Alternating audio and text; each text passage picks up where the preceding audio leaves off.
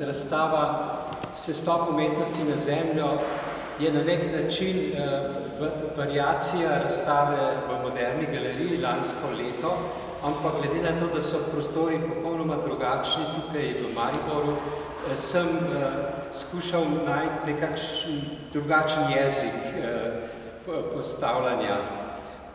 Odločilna razlika je seveda ta z glavno instalacijo, ker v Ljubljani je bila to neka popolnoma neutralna, moderna dvorana.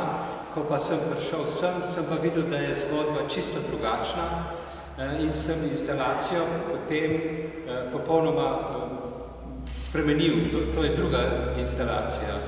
Ničesar od tistega iz Ljubljane ni tukaj. Prvo, kar sem opazil, seveda so te freske. To je historično slikarstvo 19. stoletja, najbolj dolgočasna razumska zadeva, kar si od človek lahko zamisli. Skoraj. Recimo socrealizem je še bolj dolgočasen. In potem so na teh freskah so bitke, najslavnejše bitke rimsko-nemškega cesarstva. To mi je takoj dalo misel, da bi se dalo tukaj narediti nekaj za mir.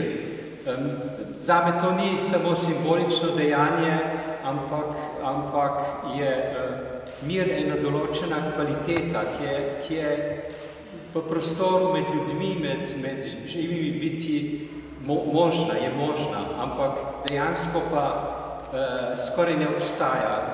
Živimo v civilizaciji neprestanih vojen. Vojne tečejo tudi dan danes po zemlji. Tako da se mi zdi pomembno spremeniti, enkrat bomo morali spremeniti ta prav vzorec konstantnih vojen. In tako sem mislil, da bi tukaj naredili nekakšno žarišče te spremembe, eno od možnih žarišč. Sicer tako, da bi bil to tristopenjski proces. Zgoraj imamo te bitke, potem v srednji plasti so kozmogrami miru. Teh 50 kozmogramov tukaj visijo nad nami na steklenih ploščah. Je žena Marika izdelala iz raznobarvnih filcev.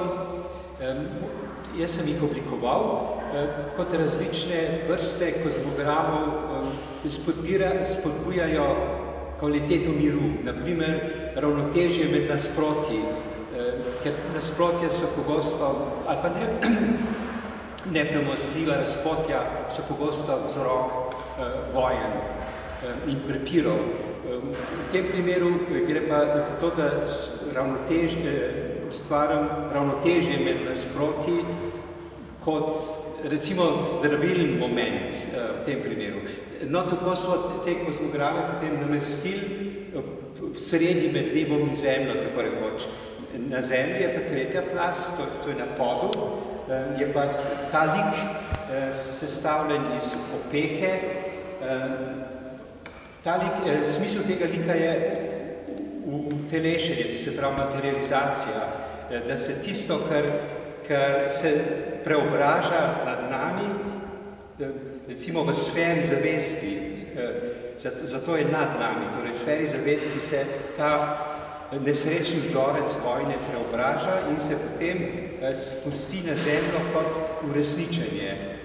To je tretja faza, je uresničenje. In ta lik je sestavljen iz opek, zmeraj se izmenjuje cela opeka in pa prelomljena opeka. To je nek energijski princip, kjer je cela opeka predstavlja recimo enoto 1 in prelomljena opeka enoto 2. To se pravi, yang in yin, moški in ženski princip se izmenjuje, tako da je v to delo že upleten tudi princip ravnotežja med nasprotji, kot moško-žensko nasprotje. Je pa to tako postavljeno, da človek, ki pride v prostor, je angažiran, da ni pasiven, ampak nehote mora pogledati proti stropu, ker je očitno, da je nekaj nad njim. Druga gesta je pa ta, da mora prestopiti se mora prestopiti, če hoče iti po dvorani, čez te opečnate zidove ali pa linije se je treba prestopiti, tako da nekaj mora narediti z glavo, to pomeni nek proces v zavesti, nekaj treba pa narediti z nogami, noge so pa simbol tega dotika zemlje, kako spraviti stvari na zemljo. Tako da je vse skupaj nekakšna interakcija med tem, kar je že v prostoru, in potem pa, ker smo mi prinesli prostor, pa kar človek potem kot obiskovalec ali obiskovalka prinese v prostor.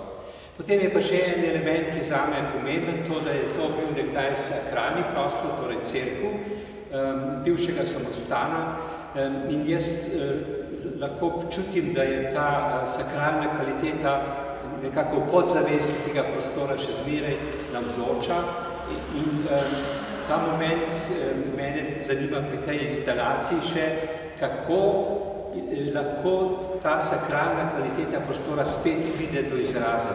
To pa preko neke zelo, kako bi rekel, izbrušene estetike tega, kar smo postavili in pa odnosa do miru, kar je nekaj v povezavi recimo z notranjim mirom, neka sakralna kvaliteta.